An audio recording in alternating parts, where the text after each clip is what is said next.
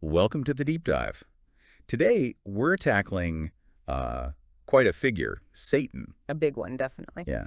And our guide for this is the really detailed Wikipedia entry on the subject. Hmm. Our mission, as always, is to kind of sift through all that info and pull out what's most important, maybe most surprising, about this, well, adversary figure in the Abrahamic religions. Right. Lots to unpack there. Exactly. Whether you, the listener, know a lot about this or just curious, we're going to explore it together. Okay, so where do we even start with someone as complex as Satan? Well, I think the best place is probably the words themselves, Satan and devil. Okay, the etymology. Yeah. Huh. They have different roots and their meanings have definitely evolved. The Hebrew word sanan, it basically means accuser or adversary. Like an opponent. Exactly. It comes from a verb meaning to obstruct or to oppose. And what's really interesting is early on in the Hebrew Bible, it wasn't necessarily supernatural. No, Okay. it could just refer to like human enemies, human adversaries. Huh? It's later, in books like Job or Zechariah, that it starts pointing more towards a supernatural entity. Right. And specifically, when you see it with the definite article, ha-Satan, that meant the heavenly accuser, almost like a prosecutor in God's court. So less ultimate evil and more like a specific job description initially. Kind of, yeah. And then you get the word devil. That comes from Greek, right? Exactly. When the Hebrew Bible was translated into Greek, this Septuagint, they translated ha-Satan as diabolos, Diablos? which means slanderer. And that Greek word diabolos, that's where we get the English word devil. Okay, so accuser adversary shifts towards slanderer. And what's interesting is that in the New Testament, Satan and diabolos are often used pretty much interchangeably. I see, so those lines blur later on. Yeah. So you have this kind of progression, Hebrew obstructor, accuser, then Greek slanderer. That gives us the basic outline to start with. That's actually a really helpful distinction right at the top. It sets the stage for how different faiths might have taken these ideas in different directions. For sure. And speaking of that, our source, the Wikipedia entry, gives a sort of initial snapshot of the main views in Judaism, Christianity, and Islam. Can you give us the quick rundown on those? Absolutely. So in Judaism, the sort of mainstream view generally rejects the idea of a big, supernatural, all-evil power-fighting God. Okay. Instead, Satan, or ha-Satan, is often seen more as like an agent working for God, or sometimes even as a metaphor A metaphor for what? for the Yetzer Hara. That's the evil inclination, the tendency towards wrongdoing that exists within people. So more of an internal struggle. Largely, yeah, though it gets complicated. Then you have Christianity, which, well, generally presents Satan as a fallen angel, someone who rebelled against God. The classic image for many. Right. And even though he rebelled, God still allows him temporarily some influence over the world, often leading a host of demons. Okay, and Islam. In Islam, the term is shaitan, which means something like astray or distant, and the Quran names him Iblis. Iblis. Different name again. Yeah, possibly derived from Diabolos, actually. He's usually seen as a jinn, a being of fire, who got kicked out of paradise because he refused God's command to bow down to Adam. Because of pride. Exactly. Made of fire versus Adam made of clay. So in Islam, he's primarily a tempter, someone who plays on our weaknesses, but not really the ultimate source of all evil itself. Wow, okay. So even in that quick overview, you can see some really significant differences in approach. Definitely. Different frameworks. Let's circle back to the Hebrew Bible then, and that historical development you mentioned. The shift from ha-Satan as this heavenly prosecutor. What are the key early examples? Well, the Book of Job is probably the most famous one. Right. Here, the ha-Satan appears before God along with the other sons of God. Like part of the heavenly council. Exactly. And he questions Job's motives, his righteousness. He basically says, Job's only faithful because you bless him. So he proposes a test. Right. He suggests testing Job's faith. And crucially, Yahweh allows it. God gives permission. So he's still operating within God's framework. Precisely. He's a tester and accuser, but not acting independently against God in that story. Okay. Any other key examples? Yeah, the book of Zechariah. There's a vision where Joshua the high priest is standing trial in the heavenly court. And ha-Satan is there. Yep. He's standing there as the prosecutor, ready to accuse Joshua. Ah, the accuser role again. Exactly.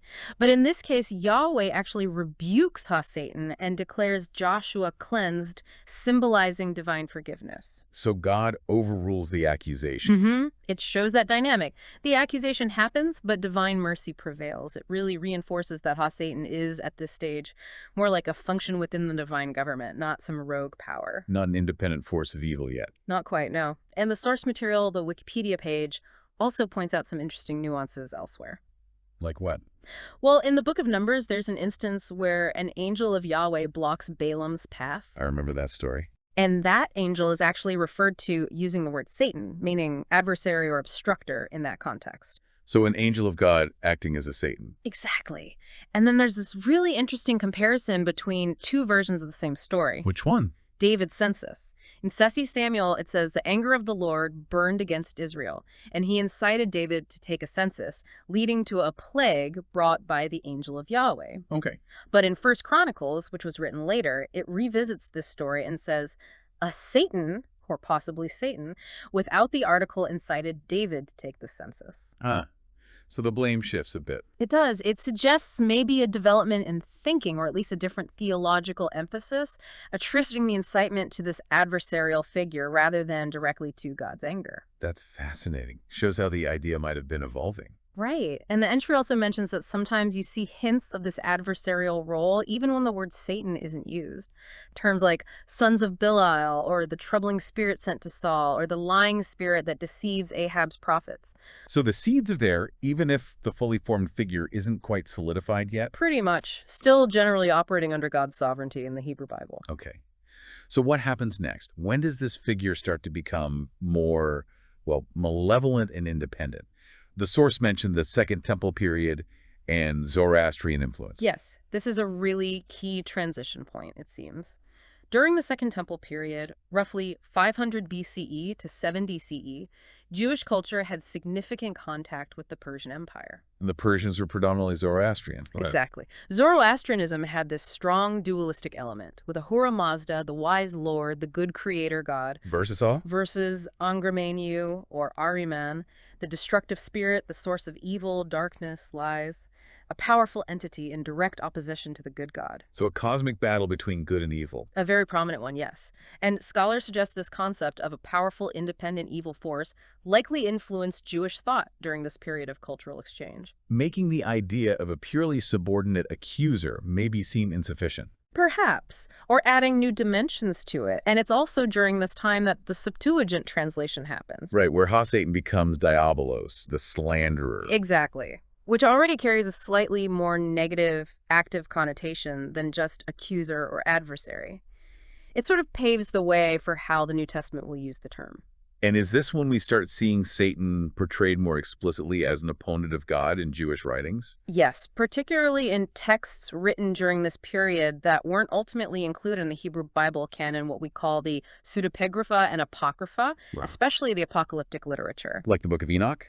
Precisely. The Book of Enoch talks about the Watchers, these angels who came down, lusted after human women, and taught forbidden knowledge, corrupting humanity. Led by figures like Semjaza and Azazel. Right. Azazel in particular is often blamed for teaching humans warfare and vanity, really spreading sin. He's depicted as a very negative force. So not just accusing, but actively corrupting. Exactly. Then you have the Book of Jubilees, which introduces a figure named Mastema. Yeah, means hatred or hostility. He's the chief of spirits, basically the leader of the evil spirits.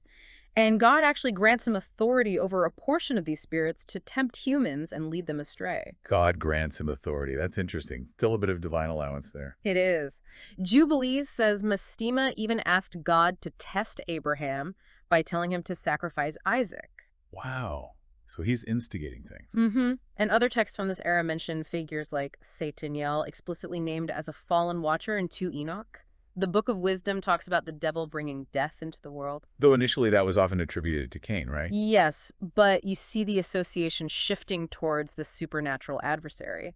And another name starts to emerge, Samael, which becomes quite prominent in later Jewish mystical traditions as a name for Satan. So during this Second Temple period, the picture definitely darkens. We're moving from heavenly functionary to fallen angel, leader of demons, active corrupter. It's a significant development, yeah. laying a lot of the groundwork for later Christian and even Islamic ideas. Okay, but how did mainstream Judaism, Rabbinic Judaism, ultimately deal with this evolving, more malevolent figure? Did they fully embrace this darker portrayal? Well, largely no. It's quite interesting. Mainstream Rabbinic Judaism tended to push back against a strong dualism, emphasizing God's absolute oneness and sovereignty. So no Angra Mainyu equivalent. Generally not. Many rabbis and medieval Jewish philosophers interpreted Satan without the definite article, as it appears sometimes in the Tanakh, simply as adversary, referring to human opponents. Back to the original meaning. Right. But the term did take on metaphorical weight. As we mentioned earlier, it often became associated with the Yetzer Hara. The evil inclination within a person. Exactly. So the struggle isn't primarily against an external demon king, but against one's own internal impulses towards selfishness or wrongdoing. Making it a psychological or ethical battle in a way. To a large extent, yes. However, the Wikipedia entry notes that the Talmud, the central text of Rabbinic Judaism, actually presents a somewhat complex or even contradictory picture. No. While the link to the Yetzer Hara is strong, there are also passages where Satan seems to be treated as a distinct entity with independent agency. Not just a metaphor. Sometimes not. He's occasionally identified with the angel of death, for instance, and there are these fascinating, almost folkloric stories in the Talmud. Oh, likewise. While the entry mentions anecdotes where Satan appears to famous rabbis, sometimes as a tempting woman, sometimes as a disguised beggar, testing them or trying to distract them from study or prayer. Huh. So he's still a tempter figure in those stories. Yes, but often outsmarted or resisted. There's even one story where a sage recognizes Satan, and Satan ends up kissing his feet, acknowledging that even his adversarial actions ultimately serve God's larger plan. It's quite a reversal. It is. It kind of reinforces the idea that even this negative force is ultimately under divine control. Rabbinic commentaries on Job also often interpret the Satan in that story specifically as a metaphor for the Yetzer Hara. Bringing it back to the internal struggle. Right. And even certain rituals got linked to this. Blowing the shofar, the ram's horn, on Rosh Hashanah is traditionally said to confuse Satan, the accuser, preventing him from bringing accusations against Israel on the Day of Judgment. Interesting symbolism.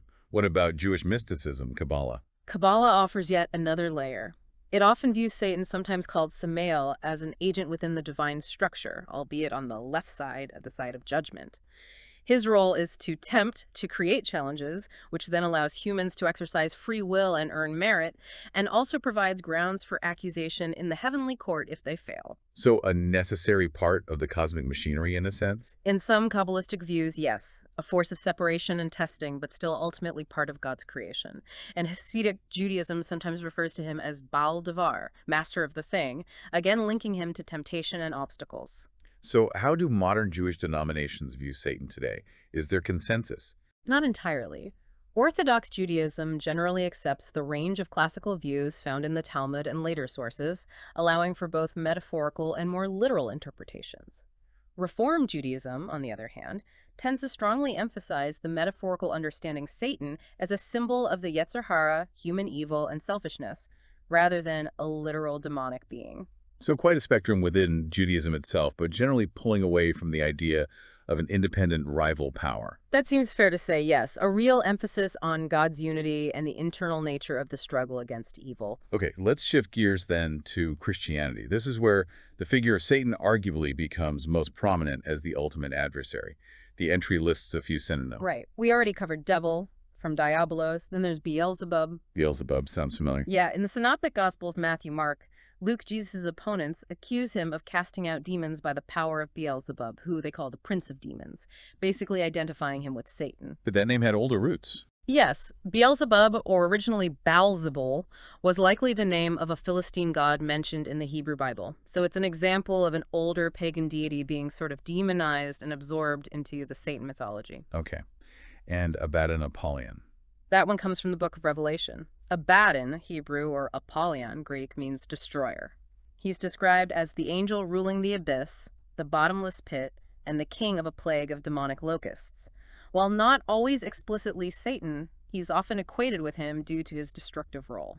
Got it. So the New Testament itself, where does Satan really feature prominently? Oh, quite a few places. The temptation of Christ in the wilderness is a huge one. Matthew, Mark, and Luke all have versions of that, right? Yes. Satan directly confronts Jesus, tempting him with turning stones to bread, with authority over all the kingdoms of the world if Jesus worships him, and with testing God by jumping off the temple. And Jesus rejects all of them. Correct. What's significant is Satan's claim to have authority over earthly kingdoms. It implies the New Testament writers saw the world as being, at least temporarily, under his sway. That's a powerful idea. Where else? In Jesus' parables, the parable of the sower mentions Satan snatching away the word that was sown in people's hearts. So hindering understanding of the gospel. Exactly. The parable of the weeds describes the enemy who sows weeds among the wheat as the devil, destined for punishment. And the judgment scene in Matthew's gospel talks about the eternal fire prepared for the devil and his angels. Setting up that final destiny. Right. There's also the parable of the strong man, often interpreted as Jesus needing to bind the strong man, Satan, before he can plunder his house, meaning cast out demons and establish God's kingdom. Makes sense. Is Satan linked to physical suffering too? Sometimes, yes. The Gospels occasionally associate demonic influence or Satan with illnesses, like Peter's mother-in-law's fever or a woman bent over for years. The book of Hebrews even calls the devil him who holds the power of death. Wow. So a very active, malevolent role across the board. Definitely more so than in most of the Hebrew Bible. Luke Acts, in particular, seems to give Satan even greater power. He tests Peter. He enters into Judas Iscariot before the betrayal. He fills the heart of Ananias to lie. Really intervening directly in human affairs. Yes. And the Gospel of John takes a particularly stark view. Jesus calls his opponents children of the devil, describing the devil as a murderer from the beginning and the father of lies. Strong language. Very. John also portrays Satan as inspiring Judas's betrayal and refers to him as the archon of this cosmos, the ruler of this world, though one destined to be overthrown by Jesus' work. So a cosmic conflict is central. Absolutely. Even the Epistle of Jude mentions a dispute between Michael the archangel and the devil over the body of Moses, possibly drawing on older traditions related to that Zechariah passage we discussed. And throughout the New Testament epistles, he's called the tempter, the ruler of demons, the god of this age, the evil one, a roaring lion seeking someone to devour. A pretty consistent picture of the primary antagonist. Very much so. And then you get to the book of Revelation. The grand finale, in a way. How is Satan portrayed there? Revelation ramps up the cosmic conflict imagery. Satan is presented as the supernatural power behind the oppressive Roman Empire, the ultimate source of evil persecuting the church. Rome is Satan's instrument. That's a common interpretation, yes. The text refers controversially to certain Jewish communities opposing the Christians as a synagogue of Satan. It also mentions Satan's throne being located in the city of Pergamum, possibly referring to a large altar to Zeus or a temple dedicated to the Roman emperor. And the famous dragon imagery. Right. Revelation 12 has this vision of a great war in heaven. Michael and his angels fight against a great red dragon. The dragon is Satan. Explicitly identified as such. The text calls him that ancient serpent who is called the devil and Satan, the deceiver of the whole world. He's defeated and cast down to earth with his angels. Linking him back to the serpent in Genesis, then. That connection is made explicit here, yes, reinforcing that identification. Though some scholars think the ancient serpent imagery might also draw on myths of primordial chaos monsters like Leviathan. Okay. And what happens to him after he's cast down? According to Revelation, he continues to persecute God's people on earth. Later in the book, an angel binds Satan and throws him into the abyss, the bottomless pit, for 1,000 years, the millennium. Locked away. Temporarily.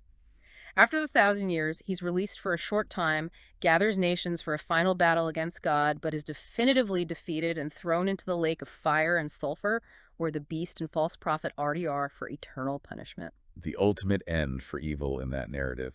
And what about the number 666? Is that directly Satan? The Wikipedia entry clarifies that 666 is identified as the number of the beast, a figure allied with Satan, but most scholars believe it's a code, using gematria, referring to the Roman Emperor Nero, who was a major persecutor of early Christians. So linked to Satan's work, but not Satan himself. Gotcha. So Revelation really paints this epic picture. How did the early church fathers, the theologians after the New Testament period, build on these ideas? They really solidified some key interpretations. As we mentioned, the identification of the serpent in the Garden of Eden with Satan became pretty standard, largely thanks to writers like Justin Martyr and Tertullian, building on that Revelation passage. Even though Genesis itself doesn't make that link. Correct. Genesis just says the serpent. Yeah. But the fathers connected the dots, seeing the fall of man as Satan's first major act against humanity. Did everyone accept this powerful adversary figure? Not universally. The entry mentions pagan critics like Celsus, who apparently found the whole idea of God having such a powerful opponent, the devil, to be kind of absurd and unworthy of a supreme deity. Interesting pushback. What other doctrines developed? A really significant one was interpreting certain Old Testament passages as referring to Satan's own fall from heaven. Which passages? Isaiah 14, which talks about the fall of the day star, son of dawn in Latin, Lucifer. Originally, this was about the king of Babylon. Right, a human king. Yes. And Ezekiel 28, which describes the downfall of the king of Tyre, comparing him to a glorious cherub cast out of Eden. Again, originally about a human ruler. But the church fathers saw these as allegories. Exactly. Origen and later Jerome, who translated the Bible into Latin, the Vulgate, interpreted these passages as descriptions of Satan's original state as a high angel who fell due to pride. This became the standard Christian understanding of Satan's origin as a fallen angel named Lucifer. So that's where the Lucifer connection comes from. Primarily, yes. It cemented the idea of Satan not just as an adversary, but as a being who once had great heavenly status and lost it through rebellion. And this tied into ideas about salvation. It did. One influential early theory of atonement, the ransom theory, suggested that humanity fell under Satan's power through Adam's sin. Christ's death was seen as a ransom paid to Satan to buy humanity back. Paid to Satan? That sounds odd now. It does to modern ears, and it was later challenged by theologians like Anselm. Some versions even suggested God tricked Satan, who didn't realize Christ couldn't be held by death.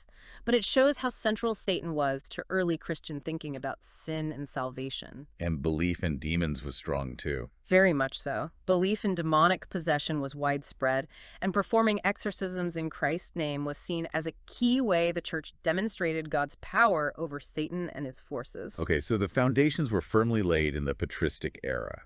What about the Middle Ages? Did Satan remain such a central theological focus? Interestingly, the Wikipedia entry suggests that in formal academic theology during the High Middle Ages, Satan actually played a somewhat less prominent role compared to the intense focus on God, Christ, and the sacrament. Really? Why was that? Perhaps because the core doctrines about his fall and defeat were largely settled. But while theologians might have focused elsewhere, Satan certainly didn't disappear from popular religion or culture. How did he appear there? He became a very common figure in medieval mystery plays, which dramatized Bible stories for the public. And how was he portrayed? Still terrifying. Often, no. He was frequently depicted as a kind of comic relief character, a boastful but ultimately bumbling figure who was constantly being outwitted by God, Jesus, or the saints. More pathetic than truly frightening. Surprising. Yeah, the Golden Legend, a hugely popular medieval collection of saints' lives, is full of stories where saints easily trick or command Satan and his demons. He loses his power when confronted by holiness. So less of a cosmic threat in the popular imagination at that time. In some ways, yes. However, there was another area where fear did grow. Witchcraft. Ah, right. The connection between Satan and witches. Exactly. Yeah. While early church law, like the Canon Episcopi, actually condemned the belief that witches had real supernatural powers as pagan superstition. So initially, the church was skeptical. Somewhat, yes. But over time, particularly in the later Middle Ages, the belief grew that witches made pacts with the devil, attended Sabbaths to worship him, and received powers from him to do harm. Where did this shift come from? Complex reasons, but anxieties about heresy, social change, and perhaps the influence of inquisitorial procedures played a role.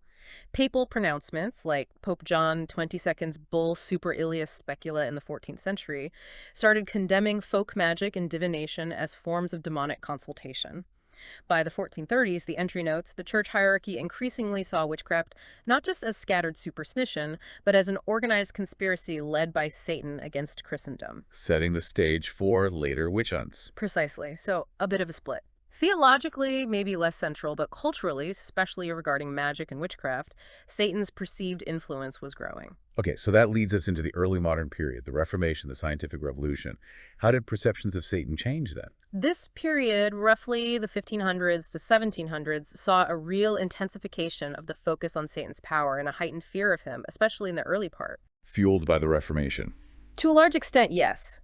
Protestant reformers like Martin Luther and John Calvin spoke extensively about the devil's constant activity in the world, tempting believers and opposing God's work. Did they see him differently than Catholics? The core beliefs were similar, but the Reformation's upheavals and conflicts maybe made the idea of a powerful, active adversary feel very real. Luther famously advised believers not to engage Satan directly, but to flee temptation and rely on God's word and things like music, which he believed Satan hated. And Calvin? Calvin had that stark image: man is like a horse, with either God or the devil as rider. It emphasized the lack of neutrality. You were serving one master or the other. And this period saw the peak of the witch hunts, right? Tragically, yes. The 16th to 17th centuries were the height of the major European witch trials. Fueled by influential texts like the Malleus Maleficarum, Hammer of Witches, both Catholic and Protestant authorities prosecuted tens of thousands of people, mostly women, accused of consorting with Satan and using demonic magic. A very dark chapter linked directly to fear of Satan. Absolutely, but this period also saw the beginnings of pushback and skepticism. Oh. From whom? Some thinkers and even clergy began questioning the reality of witchcraft and demonic pacts. Figures like Johann Weyer argued many accused witches were actually suffering from mental illness. Reginald Scott argued against the very possibility of witchcraft. Some theologians argued that the age of miracles and, by extension, overt demonic activity had ceased after the time of the apostles. The seeds of doubt. Yes. And then, with the rise of the Enlightenment in the 18th century, you get more direct philosophical challenges. Thinkers like Voltaire openly ridiculed the belief in Satan as superstitious nonsense incompatible with reason. So belief starts to decline among the educated. Generally, yes, in many parts of Europe. However, belief remained very strong elsewhere, particularly among the early European settlers in North America. The Puritans in New England, for instance. Exactly. The Puritans had a very strong sense of living in a spiritual battleground.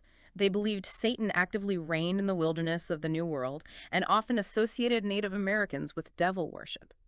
The Salem witch trials are the most infamous example of this mindset. Right. And later in American history.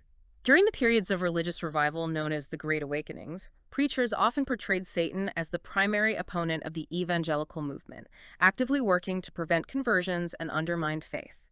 So even as skepticism grew in some quarters, belief in Satan remained a powerful force in others. A real back and forth between intense belief and growing disbelief. Definitely. It shows how ideas about Satan often reflect the broader cultural and intellectual currents of the time. So bringing us more towards the modern era, how is Satan viewed today within various Christian contexts and even beyond? Well, within Christianity, you still see a pretty wide spectrum. For example, Mormonism, which emerged in the 19th century, developed its own distinct narrative. How does Mormonism see Satan? In their theology, Satan, originally a spirit named Lucifer, was present in a premortal council.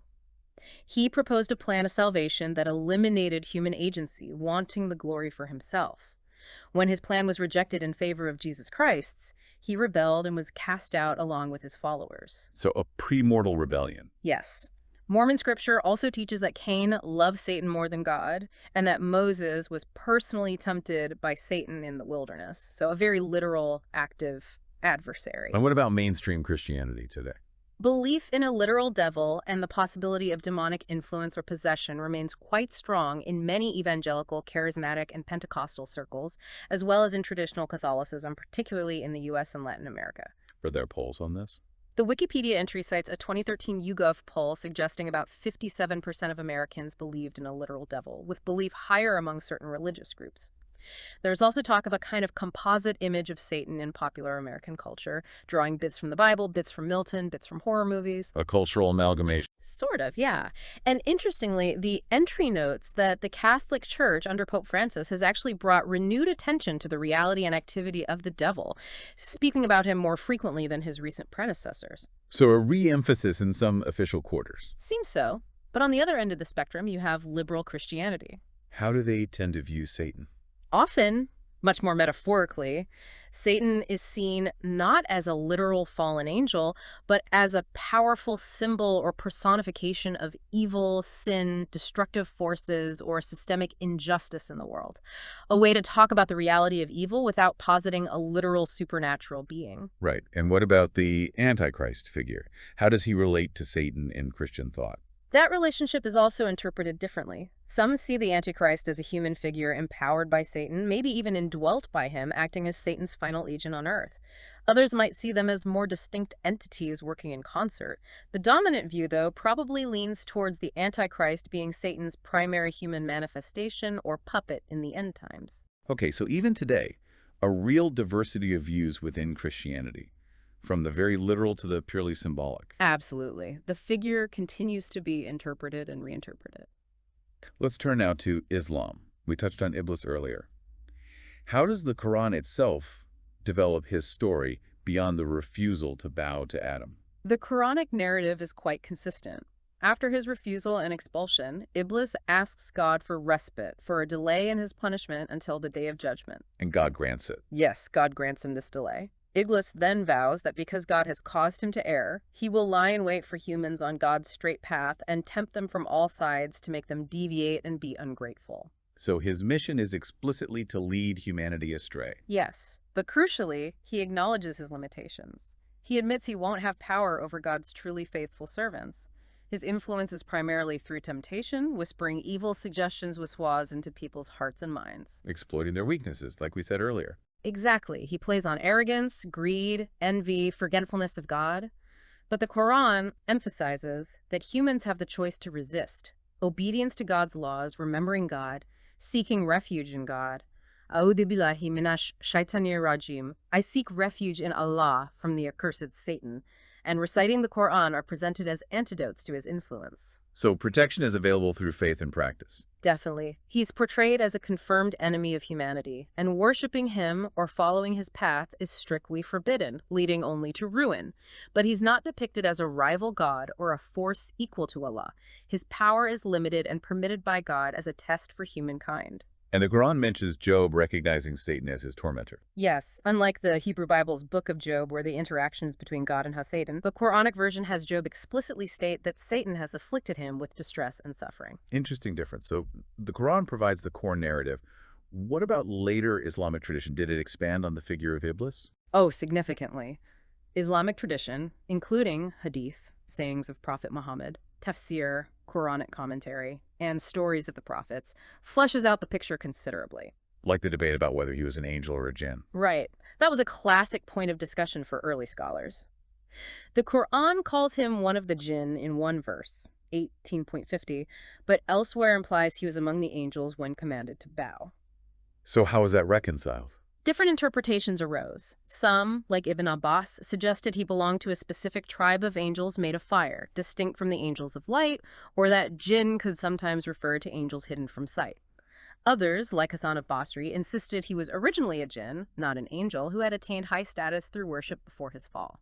Some later theologians tried to synthesize these views. So some ambiguity remained. Any other key traditions? Al-Tabari, a famous historian and commentator, collected traditions suggesting Iblis had an original angelic name, Azazel. In one account, Azazel was a great warrior angel sent to subdue rebellious jinn on earth, but then became prideful himself. Another tradition suggests he was one of those earthly jinn taken captive by angels, educated in heaven, raised to high rank, and then fell due to pride when Adam was created. These add a lot of backstory. They do. Tradition also strongly rejects the authenticity of the so-called satanic verses incident, the idea that Satan briefly interpolated verses into Muhammad's recitation of the Quran, viewing it as heretical and incompatible with divine protection of the revelation. Okay. What about rituals? The most famous is the stoning of the devil, Rami al-Jamarat, during the Hajj pilgrimage. Right, you mentioned that connection to Abraham. Yes, tradition holds that Satan appeared to Abraham 3 times to try and tempt him not to sacrifice his son, Ishmael, in the Islamic account, and each time Abraham drove him away by throwing pebbles following God's command. The ritual commemorates that act of resistance. A very physical enactment of rejecting temptation. Exactly. And Hadith literature adds other details. There's a famous Hadith that says Satan touches every newborn child, causing it to cry, which implants an aptitude for sin somewhat analogous to original sin concepts, though Islam doesn't have that exact doctrine. Are there exceptions? Yes, the Hadith states that Jesus and his mother Mary were protected from Satan's touch at birth. There's also the tradition of angels cleansing the Prophet Muhammad's heart as a child to remove Satan's portion. Interesting. What about interactions with other prophets? Islamic tradition includes many stories, particularly dialogues between Jesus and Iblis, where Iblis tries to tempt Jesus or boast about his methods, and Jesus consistently refutes him, demonstrating piety versus depravity. These aren't in the Quran, but are part of the broader narrative tradition. So tradition really expands on his role as the persistent tempter. Yes, and it distinguishes his external temptations from the internal struggles of the nafs, the lower self or ego, although the two can work together. The constant advice is to be vigilant and seek refuge in Allah. Now, you mentioned Sufism, Islamic mysticism, having some unique takes. How do they view Iblis? This is where things get really counterintuitive sometimes. Some Sufi mystics develop interpretations that are radically different from the mainstream. Like what? Some Sufis, like Hallaj and later Ahmad Ghazali, saw Iblis's refusal to bow to Adam not as disobedience, but as the ultimate expression of Tawhid, the absolute oneness of God. How could it be that? Their argument was that God had commanded the angels never to bow to anyone but him. So, when commanded to bow to Adam, Iblis faced a dilemma. Obey the specific command or uphold the primordial principle of worshiping God alone. By refusing to bow to created Adam, he chose, in this view, perfect, uncompromising monotheism. Wow. That turns the whole story on its head. It really does. In this interpretation, Iblis becomes a tragic figure, punished for his perfect devotion to God's unity. Ahmad Ghazali even called Iblis the paragon of lovers for his selfless refusal to associate anything with God, even at the cost of eternal damnation. That's incredibly provocative. Was this widely accepted? Not at all by mainstream Islam, and even within Sufism, it was controversial. It pushes hard against dualistic thinking, seeing even Iblis as ultimately serving God's purpose, perhaps as the necessary instrument of divine wrath or testing, contrasting with Muhammad as the instrument of divine mercy. Sheikh Adi ibn Musafir, revered by the Yazidis, also taught that evil is part of God's creation. Does this mean they thought Iblis could be redeemed? Some Sufis held out hope for his eventual restoration, believing God's mercy encompasses all. But again, this is far from the standard view. Other prominent Sufis, like Rumi, held a more orthodox view, seeing Iblis primarily as a warning against spiritual arrogance, envy, and intellectual pride leading to disobedience. So even within mysticism, diverse perspectives, but some incredibly unconventional ones. Definitely shows the philosophical depth and the willingness to grapple with paradox within that tradition. Okay, moving beyond the big three Abrahamic faiths, the entry briefly mentions the Baha'i faith. How do they understand Satan? The Baha'i faith takes a distinctly non-literal symbolic approach. Satan isn't viewed as an independent evil spirit or entity. So what does Satan represent? Satan symbolizes the lower nature of human beings, the insistent self, the ego, the inclination towards selfish desires and materialism that pulls people away from God.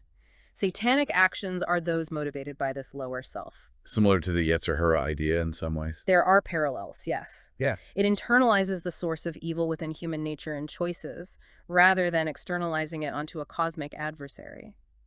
Other evil spirits mentioned in past scriptures are also seen as metaphors for negative human character traits. Okay. And then there's Satanism itself. The entry distinguishes between different types. Right. It makes a key distinction between theistic Satanism and atheistic Satanism. What's theistic Satanism? This involves the actual worship or veneration of Satan or similar figures as a deity. These groups see Satan as a real, powerful entity deserving supplication or reverence. And atheistic Satanism. Well, like LaVeyan Satanism. exactly. Anton LaVey founded the Church of Satan in the 1960s. For LaVeyans and groups like the Satanic Temple, which came later, Satan is not a literal being to be worshipped. So what is he then? He's a symbol representing values they embrace, like individualism, liberty, rebellion against arbitrary authority, pride, earthly enjoyment, and undefiled wisdom. Satan is seen as a metaphor for humanity's highest potential, the adversary challenging repressive religious dogma that hinders human life and pleasure. So reclaiming the adversary figure as positive. In a sense, yes. The Satanic Temple specifically uses Satan as a symbol for the eternal rebel fighting against injustice and tyranny, emphasizing values like empathy, reason, bodily autonomy, and secularism. They engage in political activism and social commentary, using satanic imagery provocatively. So very different from the traditional religious views, using the name for almost opposite ends. Completely different framework, using the symbolism rather than the theology. Now, the entry also discusses how various other groups have been accused of Satan worship. Yes, this is important. The figure of Satan has often been projected onto groups perceived as other or threatening. Like the Yazidis. Exactly. Their central figure, Melek Taus, the peacock angel, refused God's order to bow to humanity, similar to Iblis. This led outsiders, particularly Muslims and Christians unfamiliar with their distinct theology, to mistakenly equate Melek Taus with Satan and accuse Yazidis of devil worship. But Yazidism isn't dualistic. No, it's monotheistic and rejects the existence of an independent evil force. They see Melek Taus's refusal differently, and the accusation is deeply offensive and has fueled persecution. Who else has faced this? Medieval Christian authorities accused groups like the Cathars of worshiping Satan, often based on misunderstandings of their beliefs about creation. Some Cathars believed the material world was created by an evil or lesser god, but not necessarily Satan. Wicca, the modern pagan religion, is also frequently and wrongly assumed by some conservative Christians to involve Satan worship. Even though Wiccans don't believe in Satan. Correct. Wiccans typically worship a god and goddess associated with nature and don't include Satan in their pantheon at all. The accusation stems from ignorance or hostility towards non-Christian faiths. Any other examples? The entry mentions the Mexican folk saint Santa Muerte, Saint Death. While revered by many, especially those marginalized, the Catholic Church has denounced devotion to her as devil worship, associating her skeletal imagery with evil. Her followers, however, generally see her as an angel of death created by God, fulfilling a specific function.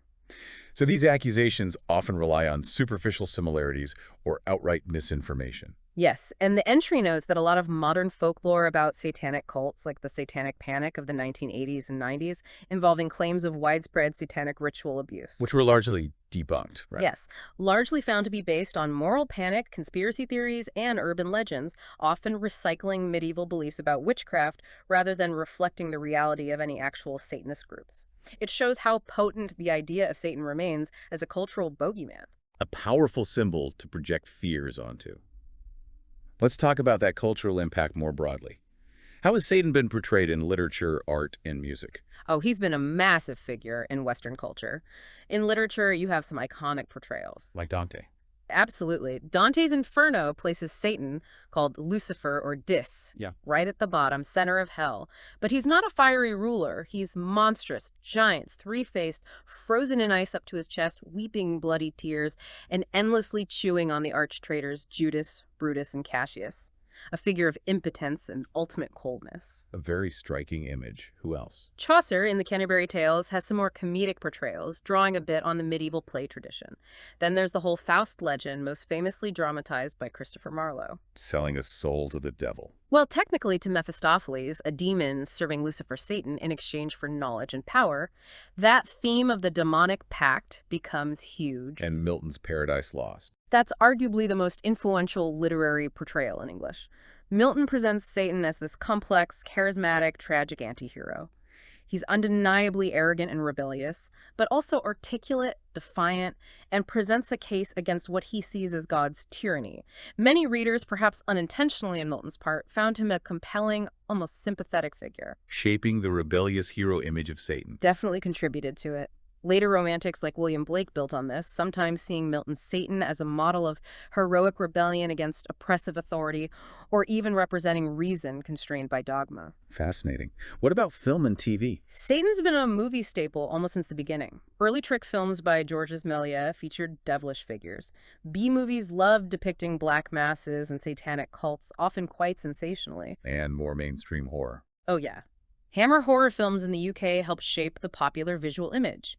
Then you get landmark mainstream films focused on satanic themes. Rosemary's Baby, Satanic Cult, Antichrist, The Exorcist, Demonic Possession, The Omen, Antichrist Child, Angel Heart, Faustian Pact, The Devil's Advocate, Satan as a corporate lawyer. The list goes on. He represents ultimate corruption and horror. Are there depictions from an Islamic perspective in film? The entry mentions a Turkish horror film, Simum, which apparently draws on Islamic beliefs about Satan and jinn possession. So the theme resonates across cultures, though the specifics differ. And music. The devil's music. Aha, yes. That label has been applied to various genres over the years. There are legends dating back centuries, like the violinist Partini supposedly dreaming the devil played him a sonata, his famous Devil's Trill. Paganini was also rumored to have made a deal with the devil for his virtuosity. Yeah, and opera. Gounod's Faust is a major example, with the charismatic demon Mephistopheles.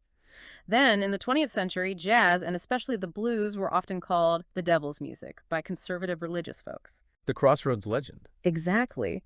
Blues legends like Tommy Johnson and most famously Robert Johnson were rumored to have sold their souls to the devil at a crossroads in exchange for musical talent.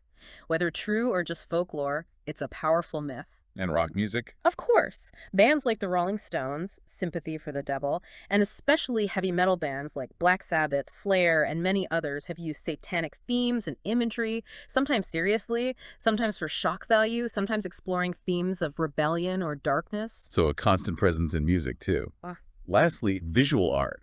What does Satan look like? Is there a biblical description? No, the Bible never actually describes Satan's physical appearance. The popular image we have is entirely a product of artistic tradition and imagination. When did artists start depicting him? Early Christian art rarely showed him, possibly out of fear or reverence. The entry mentions a possible 6th century mosaic in Ravenna, but depictions only became common from about the 9th century onward. And that's when the horns and hoofs appeared. Yes, the familiar image horns, goat-like legs or hooves, a tail, sometimes wings like a bat, seems to be an amalgamation, borrowing features from various pre-Christian deities. Like who? Horns and legs often came from the Greek god Pan, or other horned nature spirits. The pitchfork he sometimes carries might derive from Poseidon's trident. Some features might even come from the Egyptian god Bes. It was a way of demonizing pagan figures. And the goat association. That might be linked to the parable of the sheep and the goats in Matthew, where the cursed goats are sent away into eternal fire prepared for the devil. So goats became associated with the damned, and thus with Satan. Makes sense. Any other common portrayals? Medieval art often shows him in hell, sometimes monstrous, sometimes presiding over the torture of sinners, as in Italian frescoes. When depicting the Garden of Eden, the serpent is often shown, sometimes with a human, even female face, linking temptation to Eve.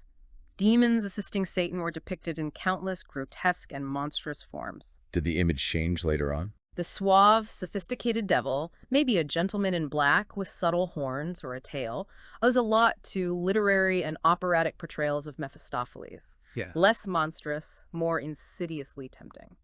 What about Islamic art? How is Iblis depicted? Islamic art traditionally avoided depicting God or prophets, but depictions of angels and Iblis Shaitan do exist, especially in manuscript illustrations. He's often shown with monstrous features, sometimes black-faced or black-bodied, perhaps symbolizing his inner darkness or burned nature created from fire. He might wear a specific type of head covering associated with him. Common scenes show him refusing to bow to Adam or whispering temptations. Sometimes demons in Islamic art resemble figures from Hindu mythology, reflecting cultural exchange. So a rich and varied visual history across cultures, even without a scriptural blueprint. Absolutely. Artists filled in the blanks, drawing on existing symbols, cultural fears, and theological ideas. It's clear that even with all the theological nuances, the idea of Satan has just had this incredible, enduring power in our collective imagination. Undeniable. So as we wrap up this deep dive, drawing from that Wikipedia entry, we've really traced quite a journey from Satan, the heavenly prosecutor, fulfilling a role, Right, almost a civil servant in the divine court. to becoming this embodiment of absolute evil, the cosmic adversary in Christianity, and then these incredibly varied interpretations in Judaism, Islam, Sufism, and even modern secular thought. Yeah, the range is pretty staggering when you lay it all out.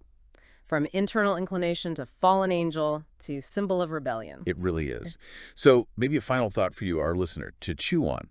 How does this whole evolution of the concept of Satan, this shifting face of the adversary across millennia and cultures, how might that reflect humanity's own changing understanding of a good and evil, of the authority of where blame lies?